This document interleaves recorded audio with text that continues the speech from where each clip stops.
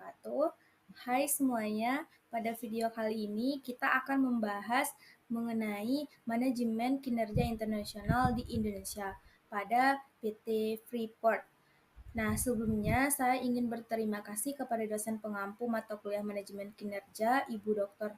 Sri Rosita SEMM, dan perkenalkan, nama saya Resya Mawelania dengan NIM C1B023093 dari kelas R002 Prodi Manajemen.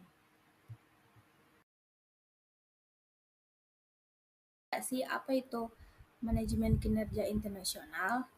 Nah, manajemen kinerja internasional adalah proses perencanaan, pemantauan, evaluasi, dan pengembangan kinerja karyawan di perusahaan multinasional atau internasional.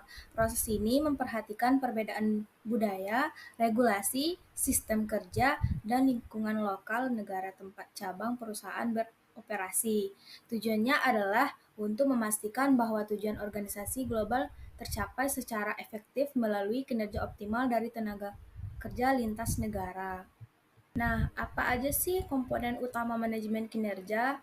Nah, manajemen kinerja itu mempunyai 3 komponen utama, yaitu yang pertama perencanaan kinerja, yaitu menetapkan tujuan global dan lokal yang selaras. Lalu yang kedua, penilaian kinerja, metode dan frekuensi penilaian yang terstruktur. Lalu yang terakhir, umpan balik, yaitu komunikasi dua arah yang konstruktif. Nah, manajemen kinerja mencakup perencanaan, penilaian, dan umpan balik. Pengembangan karyawan juga merupakan bagian penting. Nah, kita masuk ke contoh kasusnya. PT Freeport adalah anak usaha Freeport MC Moran yang berbasis di Amerika Serikat. Lokasi utamanya adalah di Tambang Grasberg, Kabupaten Mimika, Papua. Tambang ini dikenal karena menjadi salah satu penghasil emas dan tembaga terbesar di dunia, dengan produksi yang berkontribusi besar pada pendapatan negara melalui pajak, royalti, dan dividen. Nah, Freeport juga dikenal sebagai perusahaan yang mempekerjakan puluhan ribu tenaga kerja, baik lokal maupun ekspatriat, dengan tingkat kompleksitas manajemen yang tinggi.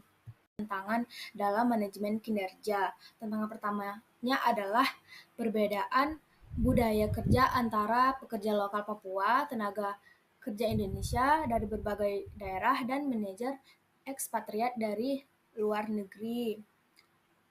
Lalu yang kedua, perbedaan budaya. Ini mempengaruhi cara mereka berkomunikasi, disiplin kerja, serta pola kepemimpinan. Jika tidak dikelola dengan baik, perbedaan ini bisa menjadi konflik dan menurunkan produktivitas. Lalu yang ketiga, peraturan pemerintah Indonesia yang ketat, baik terkait ketenaga kerjaan, keselamatan kerja, maupun kewajiban pengelolaan lingkungan. Freeport harus menyesuaikan standar global perusahaan induk dengan peraturan lokal yang berlaku di Indonesia. Lalu yang terakhir adalah kondisi geografis dan sosial masyarakat di Papua, lokasi tambang yang terpencil, cuaca ekstrim, serta keterbatasan infrastruktur menjadi tantangan dalam menjaga kinerja operasional tetap optimal. Nah, apa aja sih strategi dalam manajemen kinerja pada PT Freeport di Indonesia? Nah, yang pertama itu penilaian kinerja terstandar. Freeport menggunakan sistem evaluasi berbasis Key Performance Indicator dan penilaian 360 derajat.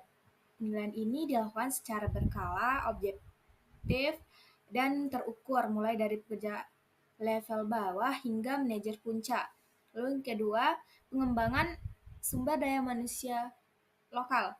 Perusahaan memberikan prioritas kepada pekerja lokal Papua melalui pelatihan teknis, beasiswa pendidikan, hingga program akselerasi karir.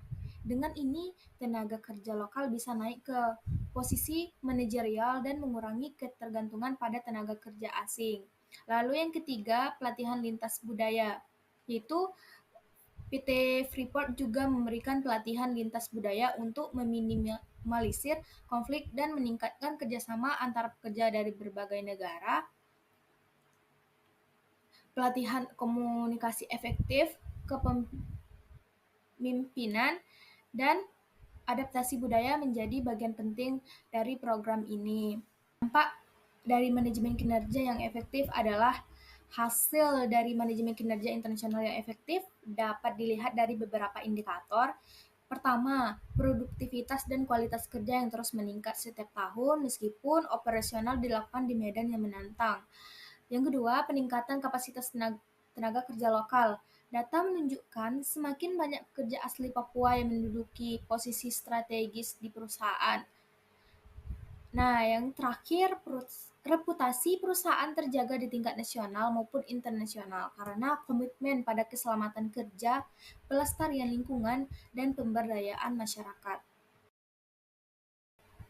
Nah, dari studi kasus PT Freeport Indonesia, kita dapat melihat bahwa manajemen kinerja internasional yang efektif membutuhkan perencanaan matang, penyesuaian dengan budaya lokal, serta komitmen pada tanggung jawab sosial dan lingkungan.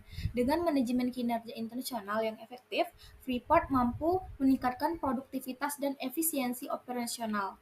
Jumlah tenaga kerja lokal juga terus bertambah, membuka lapangan pekerjaan dan mengurangi ketimpangan ekonomi di Papua. Selain itu, penerapan standar keselamatan kerja yang tinggi menurunkan angka kecelakaan kerja dan meningkatkan kesejahteraan karyawan.